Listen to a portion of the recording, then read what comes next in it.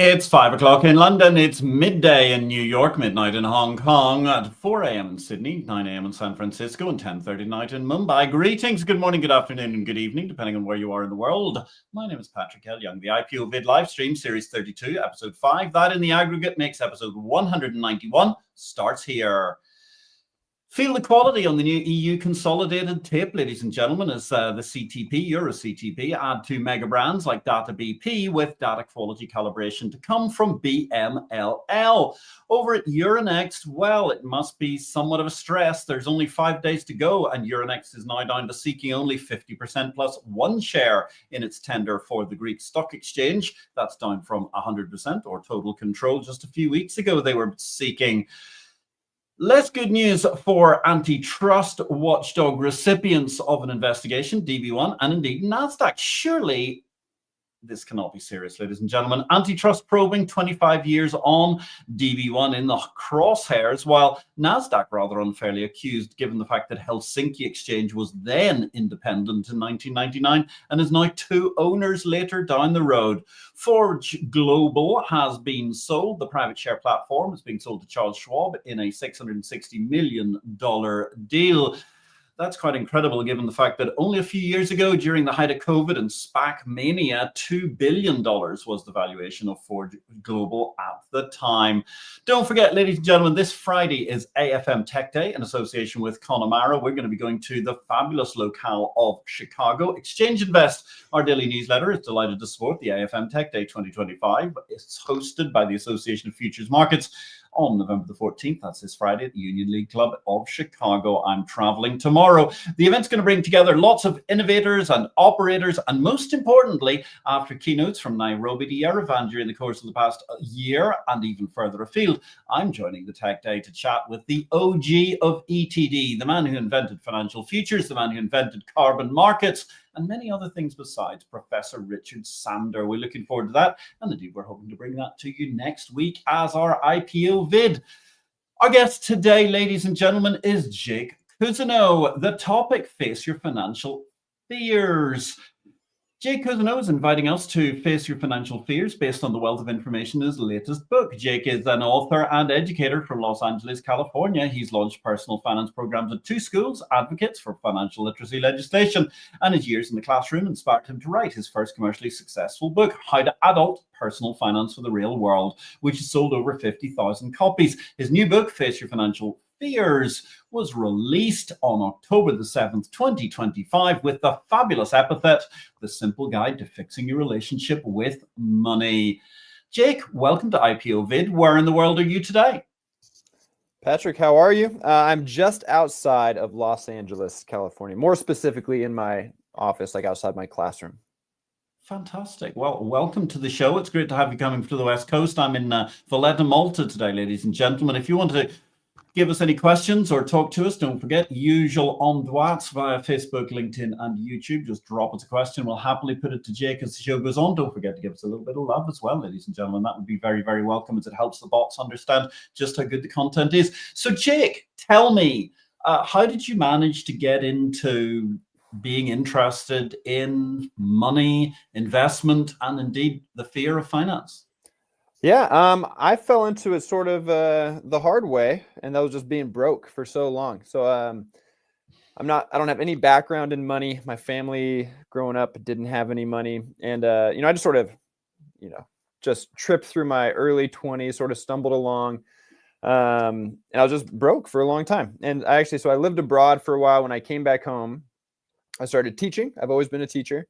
And about age 26, 27, I was like, oh, okay, I've got probably negative $30,000 net worth. I'm in debt.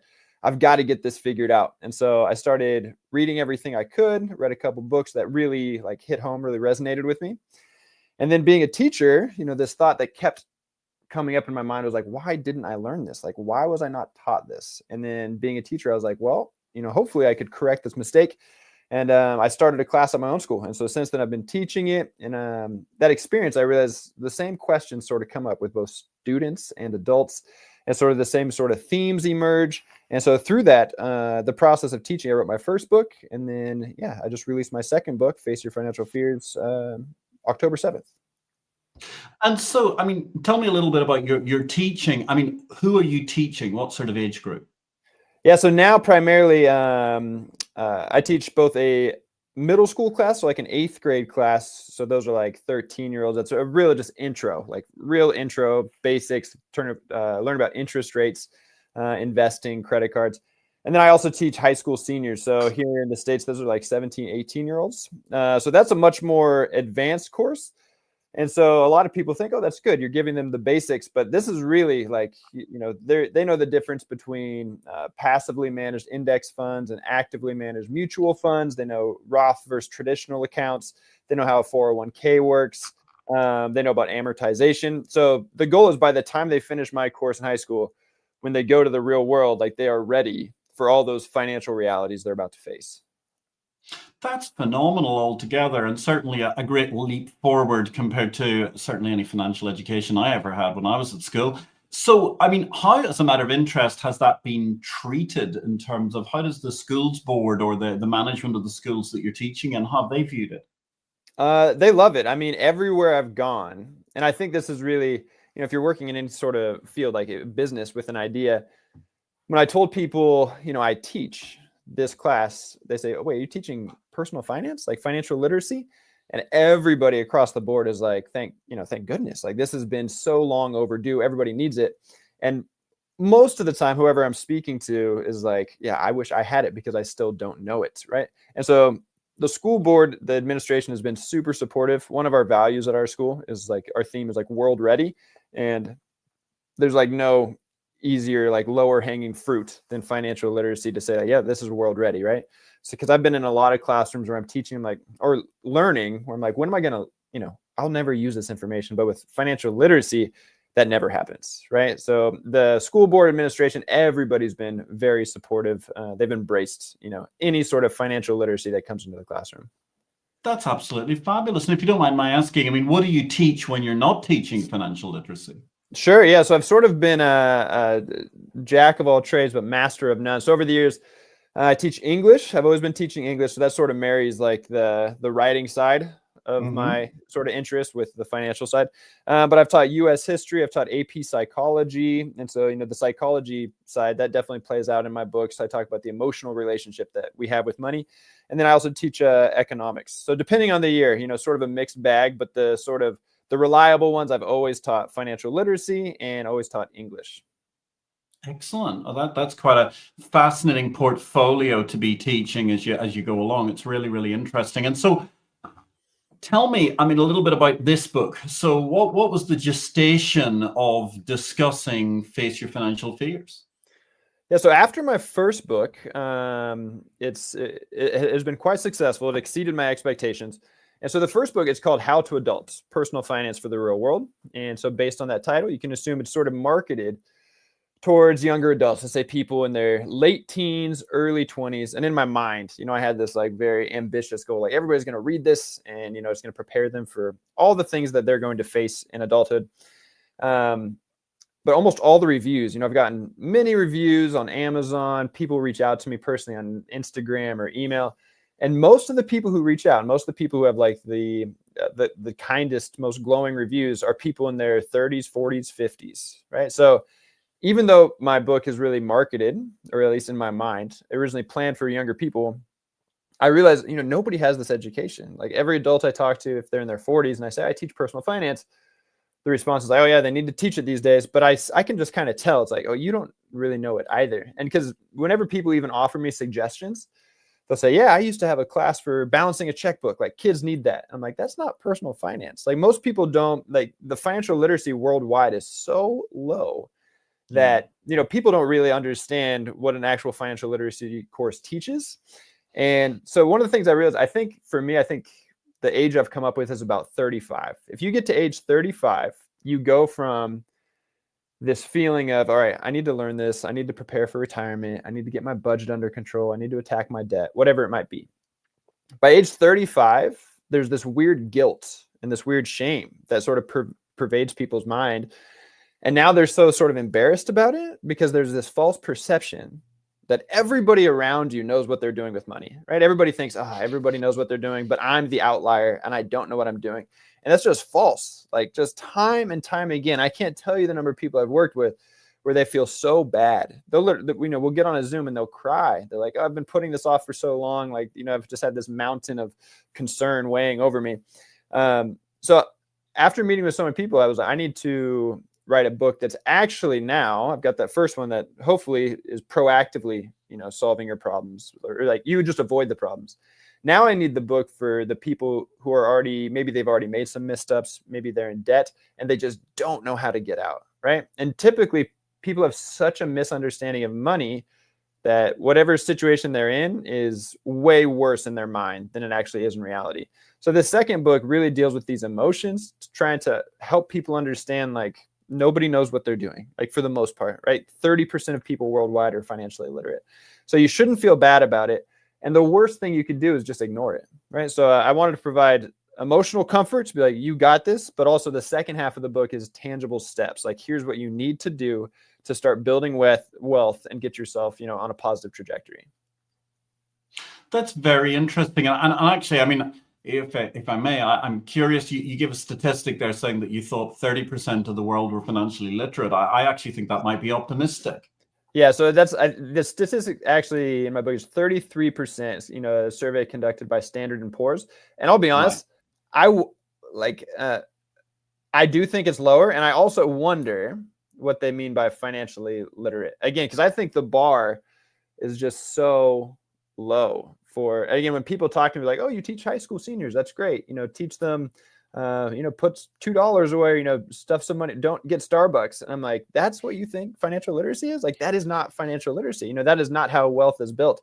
So again, I think the bar just needs to be elevated so much, like, as far as our expectations, because again, these things are not particularly hard, but people don't know where to set expectations because, again, we're so, illiterate in terms of finance. It's so foreign to us, or it's just so scary to us that we haven't even touched on it. So the bar definitely needs to be elevated. So I agree with you that 33%, I wonder, one, what is the metric, or like, what's the expectation? And two, I feel like it's still lower, because even talking to people who, in my mind, there's no like sector of society that's sort of impervious to this. I've talked to very wealthy, very educated attorneys and doctors who are like, I don't know what I'm doing, like, not a clue. So a lot of people think like, oh, if you're college educated and you have a good job, then you know what you're doing with money. And that couldn't be, further from the truth.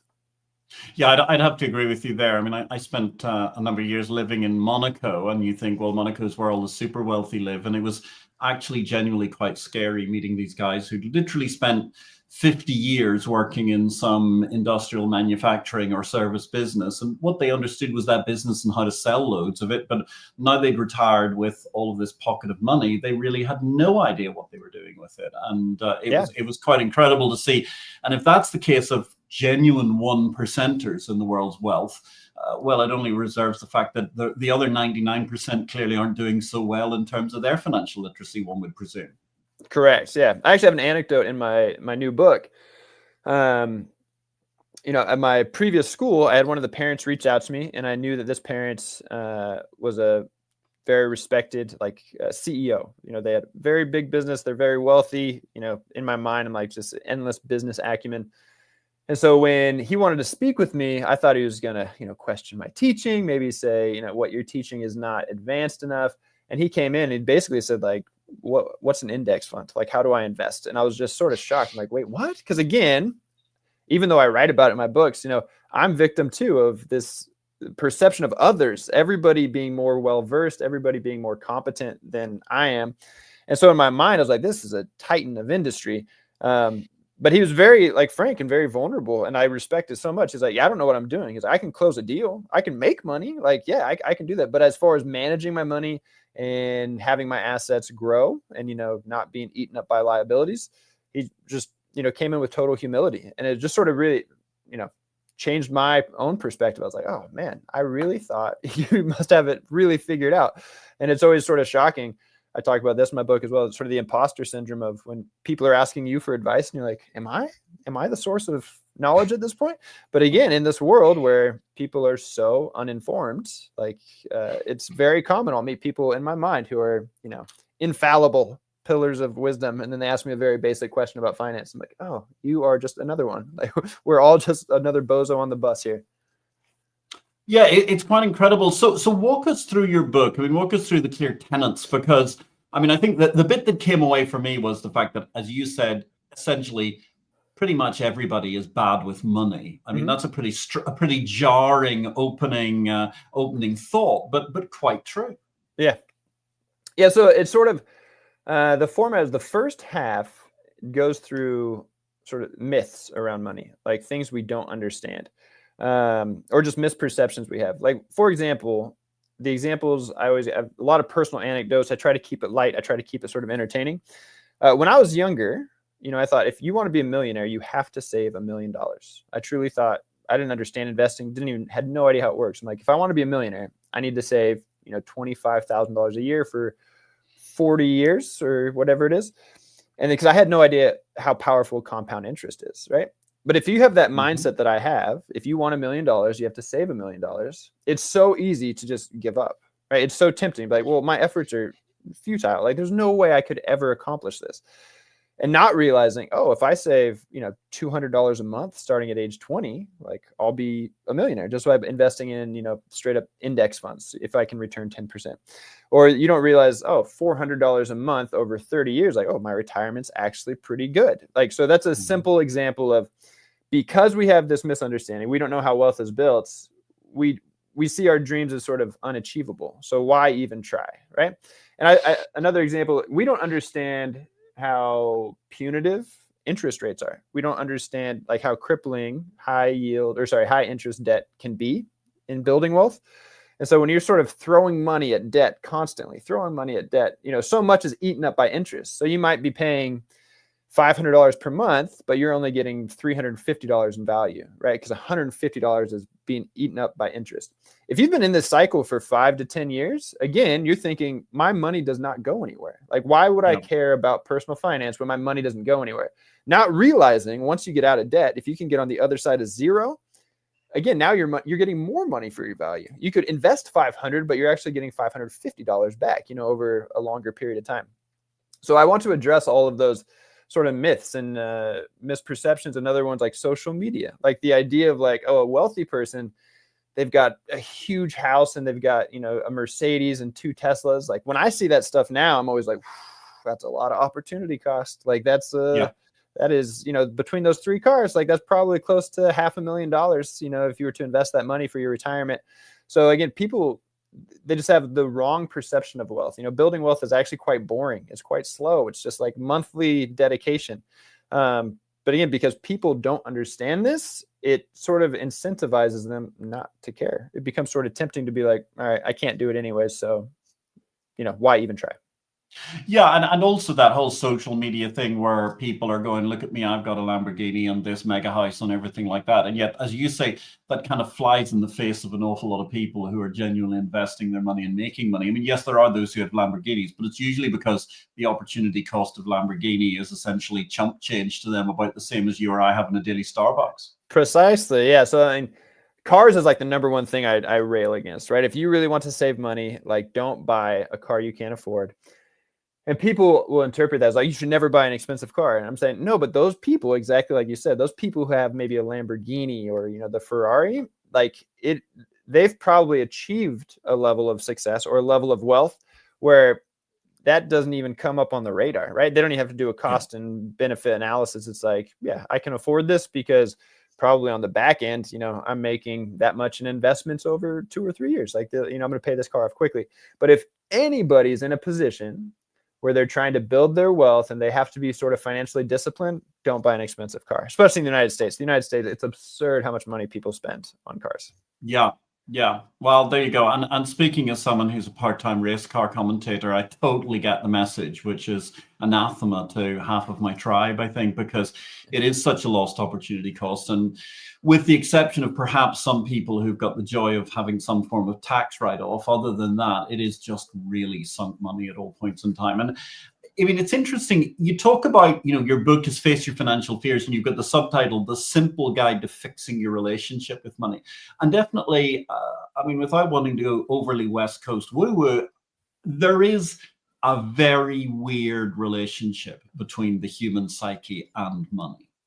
It's the strangest. It is, being in this field now for over a decade, it is so confusing to me. And there are, I think America's especially pronounced, and honestly, England in my experience, which is limited. So, but the people, I have many friends from England who are, money is so taboo. Like, it is such a taboo topic. And the guilt and embarrassment we feel about being financially illiterate, right? Not knowing basic things. Like, nobody wants to admit, like, what's an index fund, right? The majority of people can't competently explain what an index fund is. And I'm not talking trash about those people. Like, you should, if this describes you, you should address that problem. And I'm also here to tell you, it's not that difficult to understand. But the stigma and the embarrassment we feel over not understanding finance is so pronounced and strong. We choose to continue being, financially either like poor, not building wealth. We choose to stay in debt because that is easier than addressing our flaws, right? That is easier than admitting we don't know what we're doing.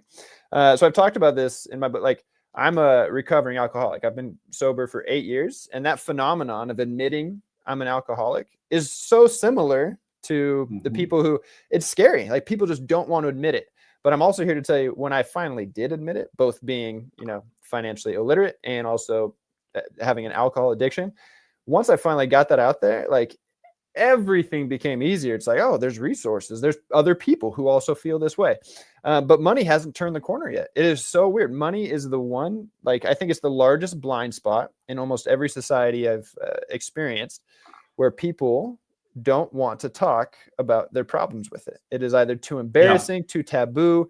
It's maybe a little gauche, whatever it is. But, like, as somebody who talks about money constantly and, like, is very open about money, as somebody who's just benefited from being open with money and being vulnerable, like, I'm always on my soapbox and let's talk about it. Like, this is absurd. Like, we have to actually face these things. We have to confront them as a society. Like, we are all hurting ourselves. Like, everybody's life will be better if we could just become a little bit more open and less embarrassed by this topic. Yeah. No, it is very interesting. But then also, I got to say, and I mean, I come from a financial practitioner background. I would constantly criticize the financial industry as well, because I would compare with, you go to hospital and for some reason the doctor's got to do an operation. Like, I had my wisdom teeth out many, many years ago, but I never forget, the doctor sat down and went, oh, we're just gonna put you to sleep. The anesthetist will come and talk to you in a minute. And then when you do that, we're just going to lean your head back a bit. I mean, he didn't quite describe it in the way that it really happens. And we're going to pull these wisdom teeth out, blah, blah, blah. And it just sounds so easy. Whereas you go to talk to an enormous number of financial professionals, and the first thing they'll always do is they'll always go, Jake, I'm really glad you asked that question. But actually, it's complicated. You should just leave it to our specialists. And I mean, if someone did that to you in the hospital, you'd be unplugging the drip and trying to jump out the window, even you're on the 23rd floor of the general hospital. And that's something I think does not help, is the financial industry's insecurity, that it refuses to suggest or try to explain to help people as they go along. Oh, 100%. Like, I couldn't agree more. And I think one of the biggest problems, I mean, when I think back to when I was completely broke and didn't know anything, a lot of the financial, like, gurus or experts, they're so sort of sanctimonious, or even, and this is not a terrible thing to do, but, like, they're from, like, Harvard or maybe Oxford, Yale. They're from these really elite universities. They've got an MBA or a CFP. And, like, for me, I grew up very poor, have no connection to the elite, Ivy League schools. And so I'm thinking, like, well, of course you did. Like, yeah, it's easy for you to say, look at all of these sort of checkpoints you have along the way that are setting yourself up for wealth. So I do think it's sort of unique about my book, because I know what it's like to sit on my secondhand couch in my very, not glamorous apartment and looking at my banking app with, $50 in it. And now I'm on the other side. Like I've achieved close to financial freedom. I feel very comfortable. But I think speaking about that, like there's such a disconnect for so long of the financially literate and the financially illiterate. Like they can't communicate. So I do think my book really helps to sort of bridge this gap, because I've been on both sides, and I do think being a teacher really helps. I have to explain these things constantly to young people. You need to make it digestible. You need to make it entertaining, and hopefully sort of at least to a degree engaging. So I do think that my book sort of helps fill this gap in the market, because for too long, the divide, it doesn't, somebody could give what they think is sound advice to somebody who's a newbie. But there's often so many terms and things to trip over. And again, people don't understand how scared most people are when they talk about money, right? As soon as they hear one term they don't understand, they're like, oh, I knew it. I knew finance was scary. I don't want to go near it. Nope, not going to do it. So you really have to break things down and have a very soft approach to be like, it's nobody knows this stuff. It's okay. We're going to do this together. Yeah. And let me ask you one question though, because another issue talking to, children, and I mean, by that I use the word very pejoratively, all the way through to high school kids, is how do you keep them engaged in what are sometimes quite arcane topics? Because I mean, lots of 13, 14-year-olds, even 16, 17-year-olds, they don't really wake up in the morning and think, gosh, index funds sound inherently fascinating. How do you manage to give them? And it also, for some of them, it may just seem like an alien concept, because if you're a kid from a not particularly prosperous background, you probably have a mindset that suggests I'm never going to be able to afford an index fund as I go along. Correct. Yeah. So my approach, it's a fantastic question. And I think, honestly, a lot of financial literacy sometimes gets a bad rap because teachers don't make it engaging enough.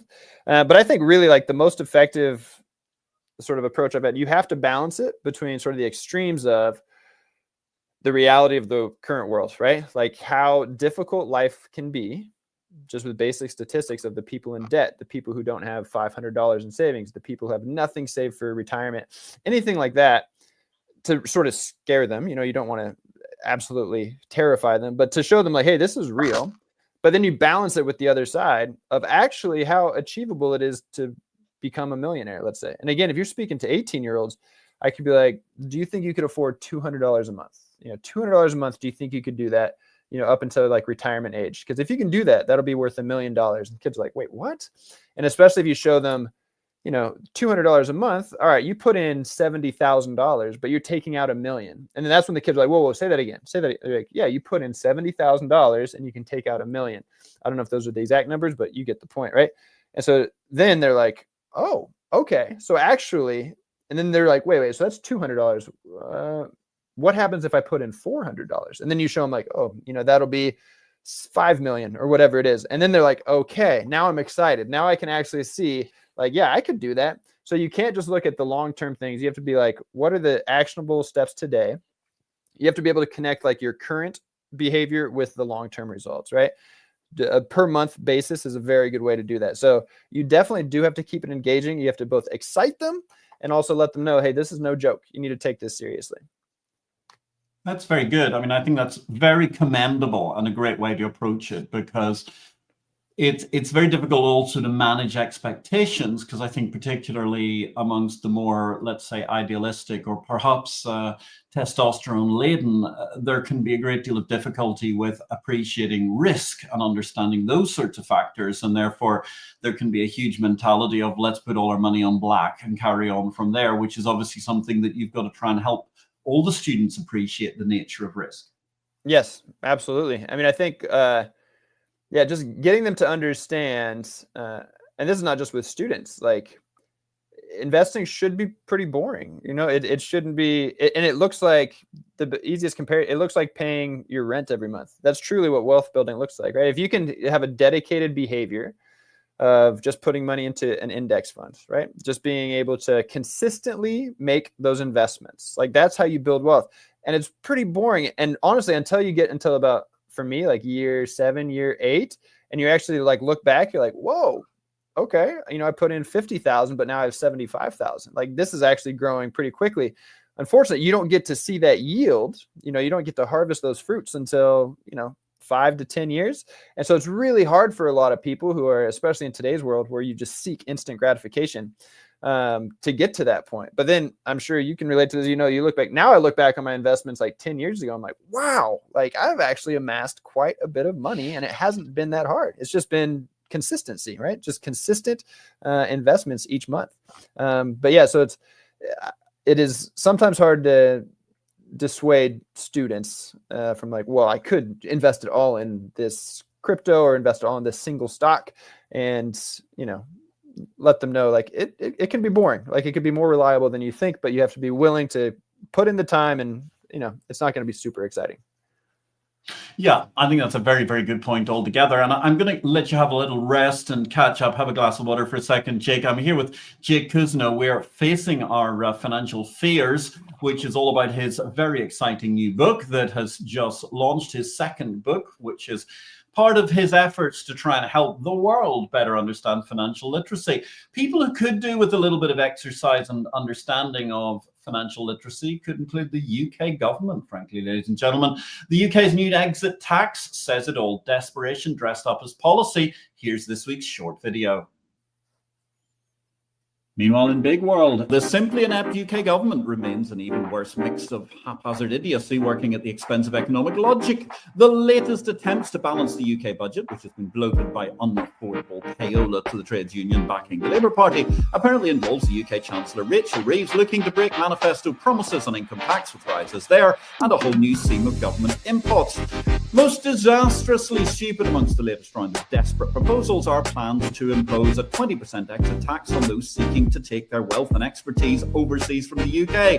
Having departed Britain, warning that the Blair administration would set the UK on a slippery slope to ruin. I must admit I'm somewhat relieved to be overseas, to put it mildly. The fate of the UK, however, that looks much more challenging. For more in Big World, like or follow. And that brings us elegantly to our books of the week, ladies and gentlemen. Couple to catch up on here. From November the 1st, we had The Uncomfortable Truth About Money with Paul Podolsky, who was on the show IPO-VID just a few weeks ago. And actually a very, very handy book to compare and contrast and use alongside the Face Your Financial Fears that we're discussing today with Jake Cousineau. That's also an excellent tome with a very blunt message about how you can understand money better, and certainly for those looking for financial literacy, well worth a read. And indeed, Wall Street's Blind Spots by Jose Mayora, who was our guest just 2 weeks ago.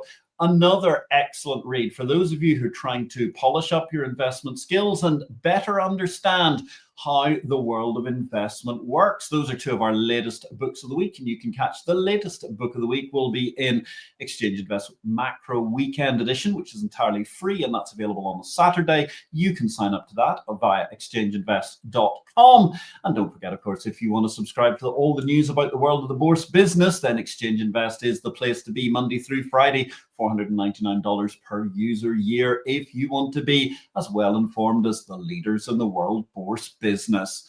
So coming back to facing our financial fears here, and this very interesting conversation with Jake Cousineau.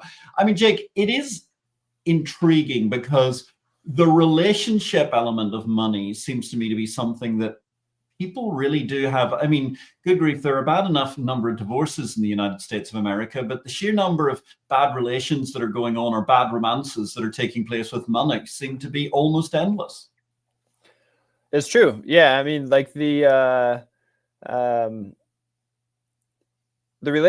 what people don't understand is the relationship with money pervades almost everything around you. Like you mentioned marriage, right?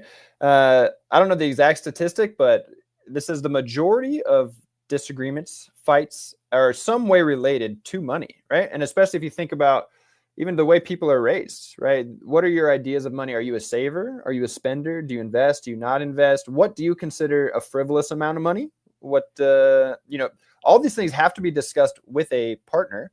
And generally, because money is such a taboo topic, or I don't want to say nobody, but it's very rare to sit down early in a relationship and be like, what are your views on money, right? You got to hammer these questions out. And people will be like, some people might even think that's weird, again, because they're like, ooh, that seems like an uncomfortable or strange conversation. But these are big deals. These are going to come up, and these can cause serious problems in a relationship. But they pervade just about every aspect of your life. Yeah, and actually we've got a question to that effect, which I think is very interesting, coming in from Desiree Lumen. Thank you so much, Desiree, for your question. She's asking the very simple question: how can young professionals begin to invest with minimal risk? That is a great question. So again, if you want to invest, the best way that I recommend is a lot of people have ideas of like they need to get into buying housing, or maybe buying condos and renting it out, and or they can make a quick buck in day trading or something like that. And these things, I suppose you can make money. You can make quite a bit of money doing these things. But the easiest way to get started is just investing in index funds. And if you don't know what an index fund is, it just means, for the most part, if you were to, like in the United States, we have the S&P 500. S&P 500 is an index, and all it tells you is how the market as a whole is doing, right? So if you invest in an index fund, you are not investing in a single stock. You are investing in the stock market, right? So it is much safer in the sense of, if one company completely tanks, not all of your money's in there, right? You're going to be okay. On the other end, of course, if one company takes off, you would have made more if you invested in just that company.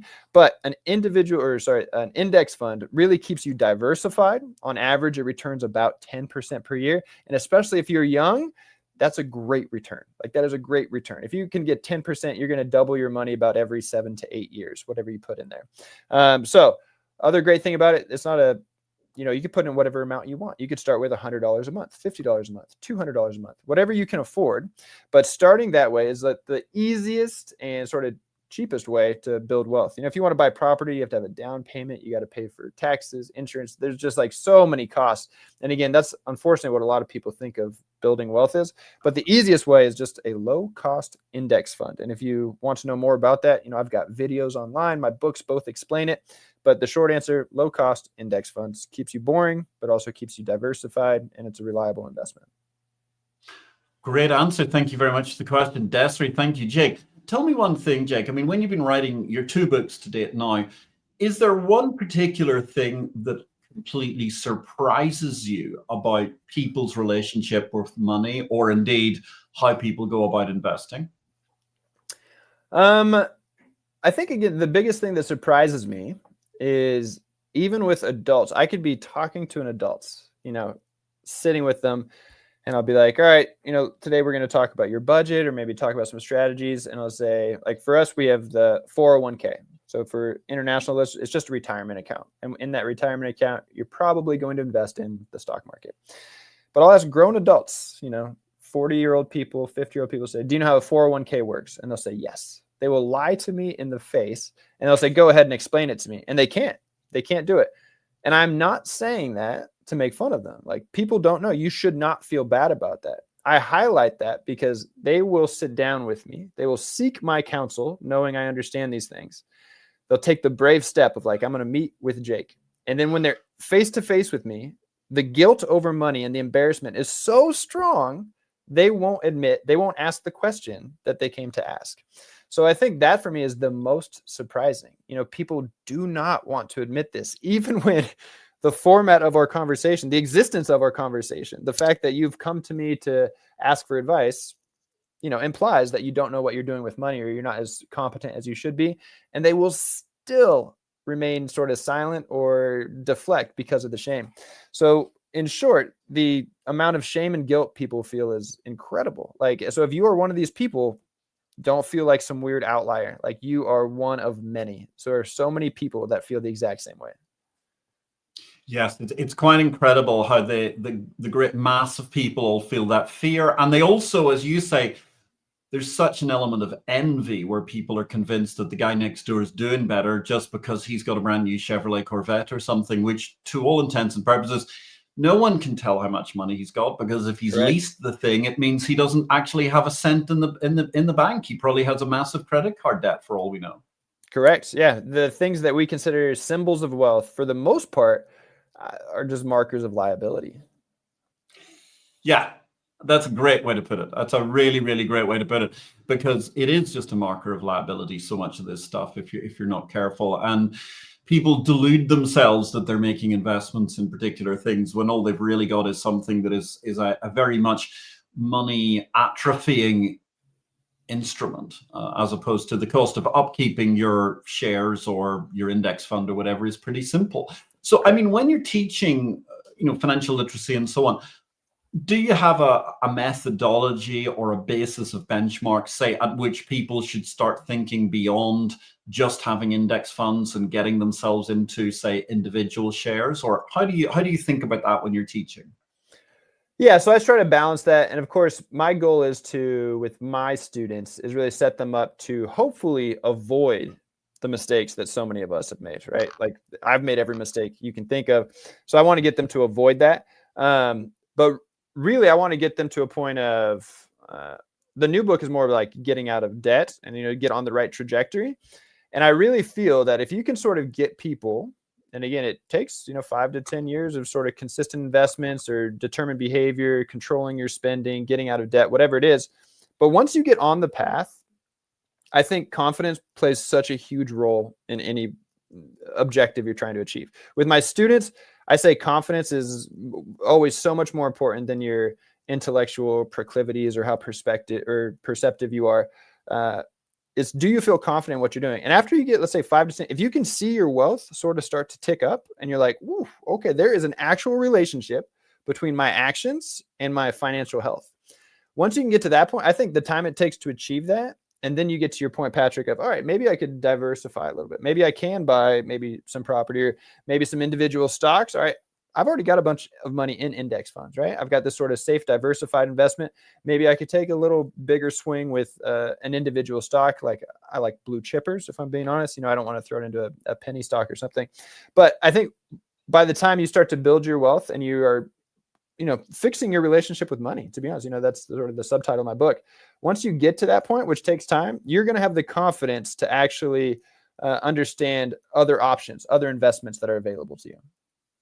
And actually, yeah, you make a great point as well, Jake, because as you say, a great deal of the fixing in Face Your Financial Fears is getting people actually to zero and getting them back from debt. And it's obviously incredibly difficult to avoid getting into debt, particularly in the United States of America, where education is so expensive, et cetera, et cetera. Correct. I mean, run us through, because you had really some very, very interesting thoughts in how people can try and help themselves to ease their way out of debt without having to go cold turkey and live like a monk instantaneously. Yeah. I mean, so the first point you raised, like I have almost an entire chapter dedicated to like the triumph of a $0 net worth. Like it's so hard. Like getting out of debt is so difficult because that phenomenon I said earlier, you're throwing $500 at something, but you only get $350 in value. So if you have gotten to zero, like that is huge. That is so huge. Like, so a lot of people think, oh, I'm in debt, negative net worth. Like I'm a failure. No, you're not. You're just swimming up against a very strong current. But to start that, I really think, for so many people, I work with a lot of people. I'm working with somebody right now. She's got $20,000 in credit card debt, and all she can think about is that $20,000, right? It's just that $20,000, that $20,000. Whereas, it's spread out over 5 credit cards. And so there's a couple of different approaches. There's one called the snowball approach, right? And you're going to find the one with the lowest balance. Maybe one only has $400. So I'll say to her, all right, we're always going to pay all the minimums, right? You're never not going to pay a credit card.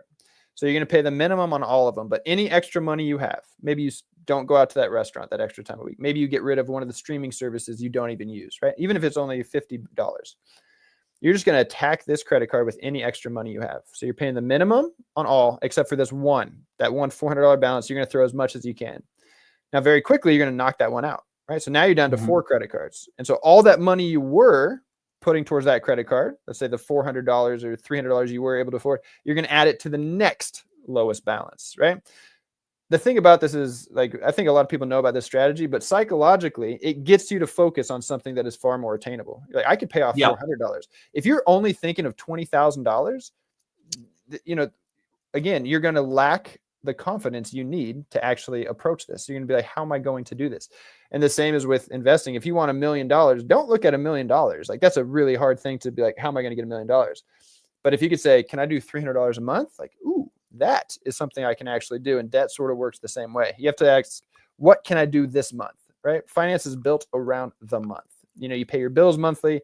So I always say that you have to win each month. Like, what can you do this month to knock it out? And over time, the one through line in all finance is time. Time is your best friend, right? The longer you can stay invested, the longer you can actually be in the market, the more your money is going to grow. So you have to win each month to do it.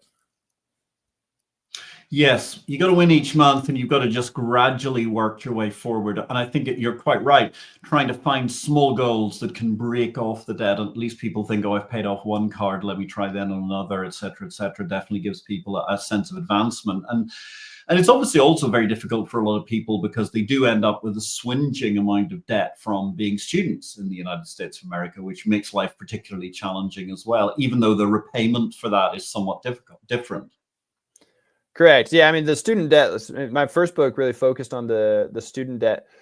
And so obviously, like, trying to get out of that debt is going to be the sort of the same strategy. Just got to focus 1 month at a time. And again, people don't realize, like, especially in your 20s, I'm always like, I didn't have very much money, basically no money in my 20s. But if you can sort of grind early, like, it makes, and I know it's easy when you're in your 20s to think the 30s, oh, they're so old, right? But being in my 30s have been great, right? If you just sacrifice a little bit and try to pay those off a little bit more aggressively, and again, getting to $0, right? Getting out of debt is so huge. The earlier you can do that and have your money actually start to get a return on investment rather than being eaten up by interest, it is huge. Yeah, but the United States, for me, like, telling my students, I sit down with each student, the seniors, and say, all right, if you choose, we look at the schools they're going to do, or the schools they're applying to. And I'll say, if you choose this school, school X, this is what your monthly payment's going to be.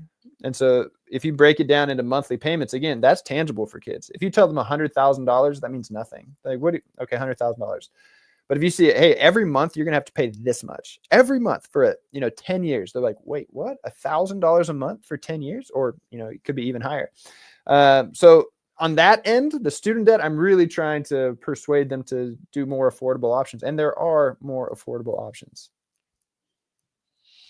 Yes, finding the affordable options at all points in time obviously becomes very, very key. And so tell me, I mean, when you're teaching financial literacy and so on, you mentioned earlier on the idea that it can be somewhat distracting to get people overly obsessed with running into investing in lots of property early and so on. What way do you try to teach people into the fine art of getting themselves into the property market and how that fits in holistically with their investment portfolio? Yeah, so my strategy against is more foundational. I don't really get into, let's say, property management or investing into property. I do have a section on my first book that's much more budgetary in nature, in the sense of how do you determine what's actually an affordable house, right? How do you actually determine affordable housing? And as an example, like, housing is the topic. There's basically three categories that really wreck your budget, right? Housing, transportation, food. Those are the big three that are going to wreck you.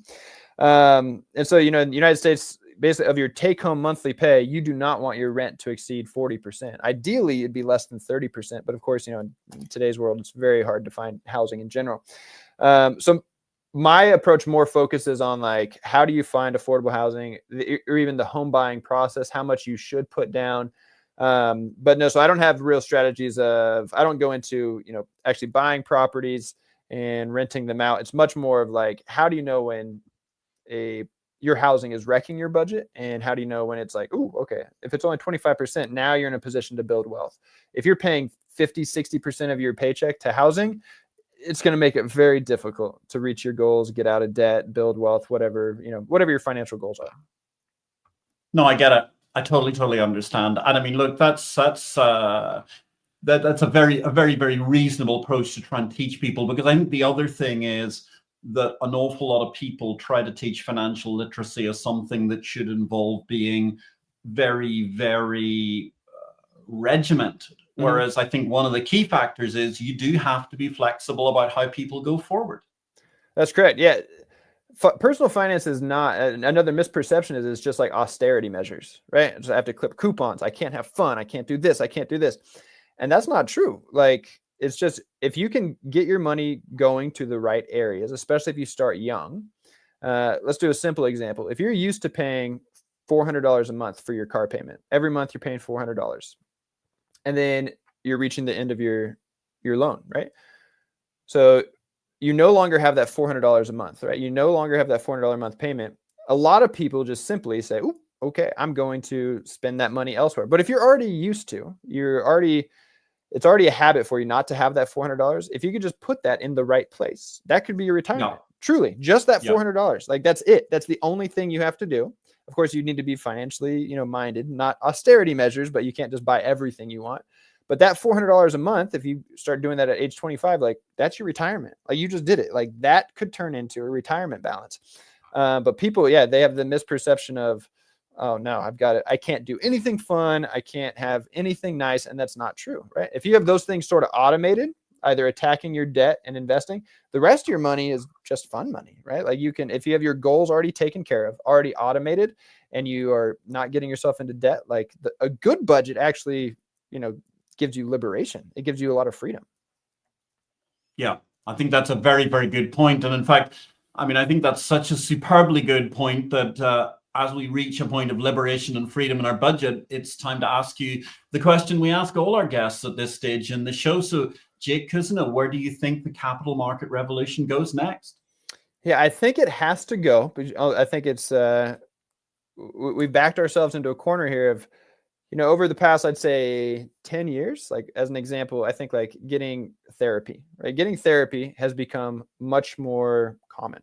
It's much more socially acceptable. For a long time, it was sort of stigmatized unjustly. It's like, ooh, there's something wrong with you. You're going to go see a therapist. And obviously that's completely false. Like today we embrace it. Like, no, you should go see a therapist, talk about these things. I think we are close. I think we have to be right around the corner we have to address this money issue. We have to stop feeling bad about it, right? And again, because the economy is not the strongest worldwide, people are really, struggling to get by. I think we're going to sort of face this reckoning the hard way, unfortunately. But I do think the positive that will come out of it is people are going to have to address their money issues, right? I can't ignore it anymore. I need to understand this stuff. And so ambitiously, romantically, hopefully, I think that's where we're headed. Ladies and gentlemen, that's been a gripping hour today. We've been facing our financial fears with Jake Cousineau. Go out and catch a copy of his book. No matter how financially literate you feel, I can assure you, you're going to learn something from it. It's a great read altogether. It was a pleasure to have you on the show, Jake. Thank you very much for joining IPO-VID 191. Thank you very much to our production team, to AJ, Desiree, and Kim. Also, thanks to Desiree for the great question during the middle of the show. Next week, we're intending to be back with some edited highlights from the AFM conference, which is going to be taking place on Friday at the Union League Club, AFM Tech Day in association with Connemara EP3. And I hope that we will be bringing you my conversation with the OG of ETD, the man who invented financial futures, the man who invented carbon markets, and much else besides, the great and the unique Professor Dr. Richard Sander. Ladies and gentlemen, this has been IPO-VID episode number 191. Do catch us online via Exchange Invest anytime, and we look forward to welcoming you back in our video channels soon. In the meantime, I wish you all a great week in life and markets.